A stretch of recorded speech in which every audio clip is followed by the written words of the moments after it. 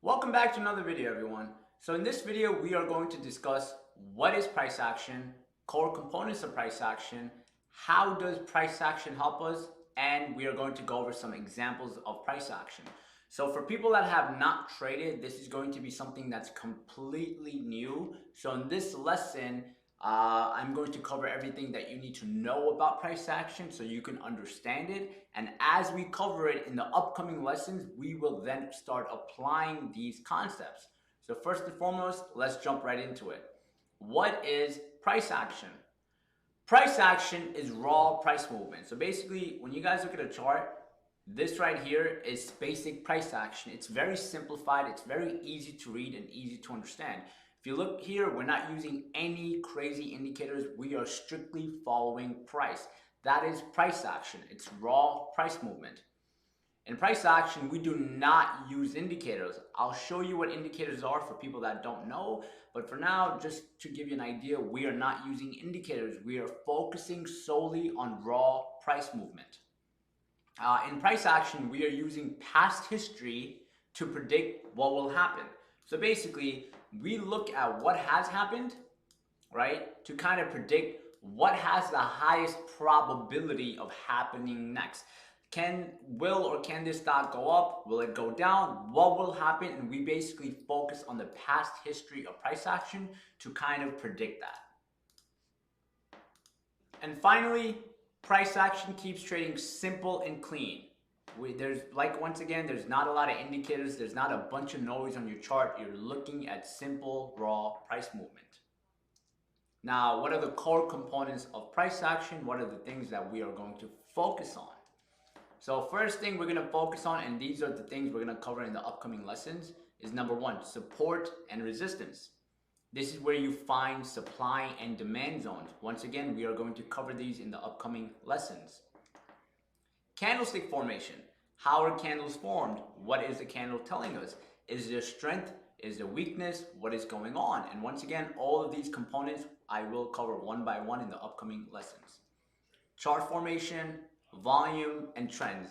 These are the core components of price action. All of these make up price action. They help us identify what will most likely happen to the stock next based on what has happened previously. So here's an example of price action. If you look here, we're looking at stock Apple. This is Apple's chart. And I'm going to break down charts in the next example, but I just want you to understand for now what price action is. And then moving forward, once again, we are going to break down each single item. This is price action, simple raw price movement. Our job as traders is to look at this chart and identify what will happen next by identifying what has happened. So this is a naked stock chart. There is nothing going on here. There's no analysis done. We're just looking at a naked stock chart. So when we are doing price action, looking at price action, we do the following. We apply our critical level. So if you look here, same chart without any analysis. Price action analysis on the same stock. So if you look here, there is demand areas, there is demand areas, there is demand areas. But if you look, now we applied it so we can clearly see. There's a demand zone, which is known as a support area, which is something we're going to cover moving forward.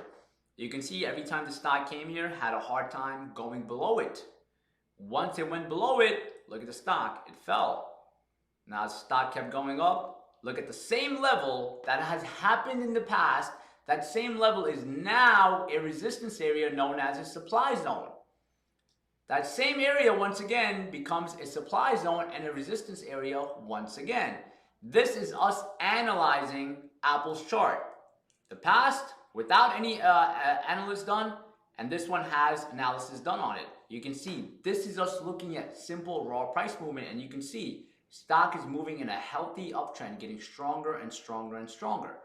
I'm going to break these things down as we progress. All right. Now this is a messy chart displaying indicators. So on this chart, we have a bunch of indicators. You can see we have some indicators which we're not going to use, Bollinger Bands, MACD, RSI, a bunch of different indicators that are showcasing where the stock may possibly go or showcasing whatever the indicator represents. Not something we're going to use, but I just want you to understand the difference of having raw price action and analyzing raw price action and then looking at a chart that is looking at indicators and also looking at price actions. This just kind of overcomplicates things, and as we progress, you guys are going to see what I mean. Now, do not solely trade price action.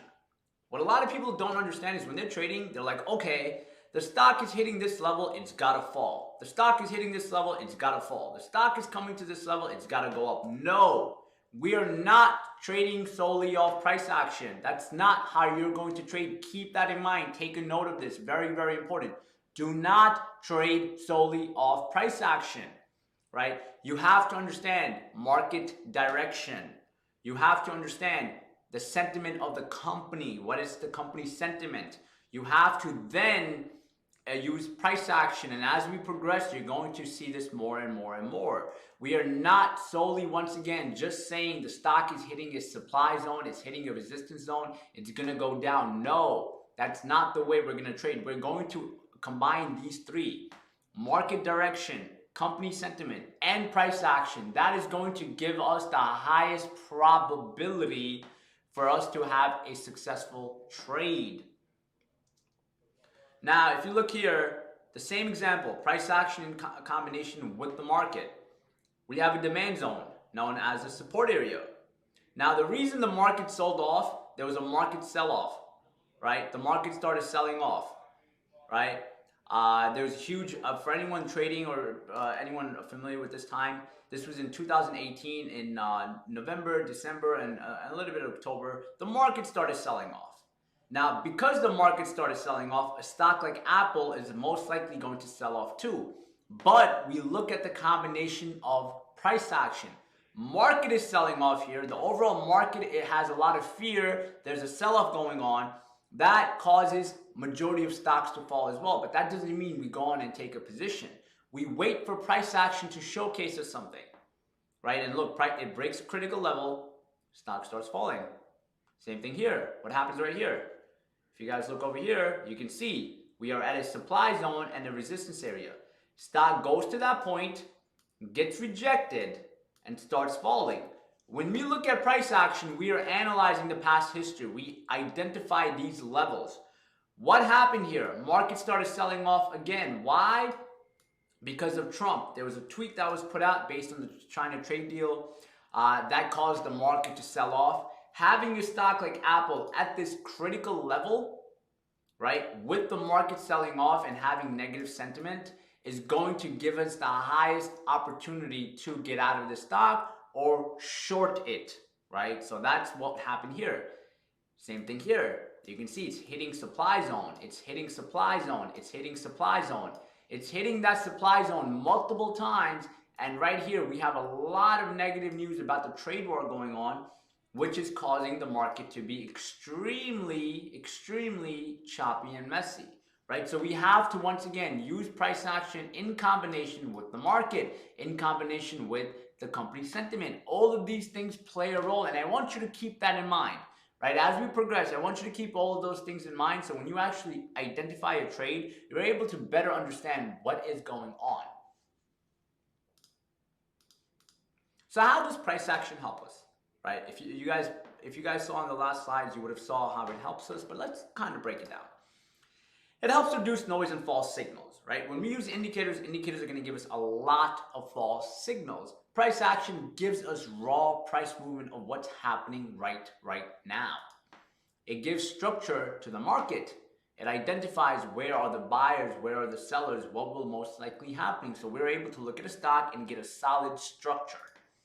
It represents crowd psychology. Once again, going back to where are people buying, right? Where are people selling? What areas are there buyers? What areas are sellers? Why are people buying? Why are people selling?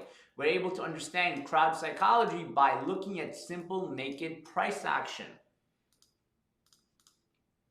And finally, price action gives us an edge on what will most probably happen based on what has happened.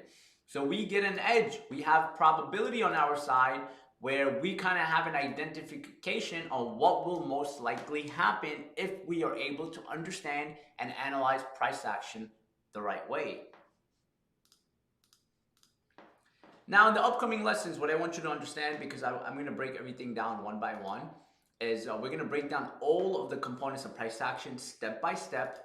We're going to analyze price charts so you can understand how to read them, how to properly analyze them, how to find your critical levels, how to find direction, and all these things. And I'm going to give you multiple examples so we can understand it all. So if you're lost right now, don't worry, we are going to go through everything one by one. I'm going to give you a bunch of examples so you understand.